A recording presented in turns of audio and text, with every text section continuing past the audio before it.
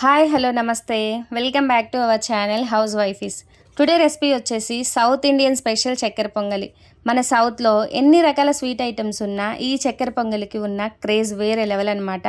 ప్రాసెస్ని చూసేయండి. 1 కప్పు రైస్కి 1/2 కప్పు పెసరపప్పు సరిపోతుంది. ముందుగా పెసరపప్పుని గోల్డెన్ కలర్లోకి వచ్చేలా వేయించి తీసుకోవాలి.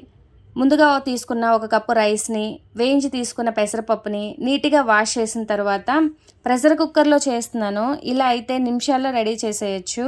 1 కప్పు రైస్కి 1/2 కప్పు పెసరపప్పుకి 3 కప్స్ వాటర్ యాడ్ చేస్తున్నాను సేమ్ కప్పుతో.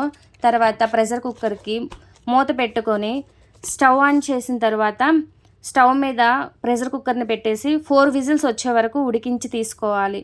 మరోవైపు 1 కప్పు బెల్లం తురుమును తీసుకొని కరిగించి ఉంచాలి. తర్వాత ఒక కడాయి తీసుకొని కడాయిలోకి 2 స్పూన్స్ గీ యాడ్ చేశాను. గీ మెల్ట్ అయిన తర్వాత సన్నగా కట్ చేసి పెట్టుకున్న ఎండు కొబ్బరి ముక్కల్ని రోస్ట్ చేసి ఇందులో కొంచెం బాదం, కొంచెం జీడిపప్పు కూడా వేసి రోస్ట్ చేసి గోల్డెన్ కలర్లోకి వచ్చిన తర్వాత వేరొక బౌల్లోకి ట్రాన్స్ఫర్ చేసుకున్నాను. ముందుగా పెట్టుకున్న రైస్ని ఒకసారి మూత ఓపెన్ చేసి రైస్ పర్ఫెక్ట్గా ఉడికిందండి. ఈ రైస్లోకి ముందుగా కరిగించి పెట్టుకున్న బెల్లాన్ని ఆల్రెడీ స్ట్రెయిన్ చేసి తీసుకున్నానండి. రైస్లోకి యాడ్ చేసిన తర్వాత ఒకసారి అంతా కలిసేలా తిప్పిన తర్వాత మళ్ళీ ఒకసారి తిప్పి ఈ చక్కెర పొంగలికి చక్కెర వేస్తేనే కదా ఆ ఫ్లేవరు, ఆ టేస్ట్ యాడ్ అవుతుంది. సో 1/2 కప్పు షుగర్ను కూడా యాడ్ చేసిన తర్వాత మళ్ళీ ఒకసారి అంతా కలిసేలా తిప్పిన తర్వాత ఒక 5 మినిట్స్ ఉంచి దగ్గర పడేలా చేయాలి.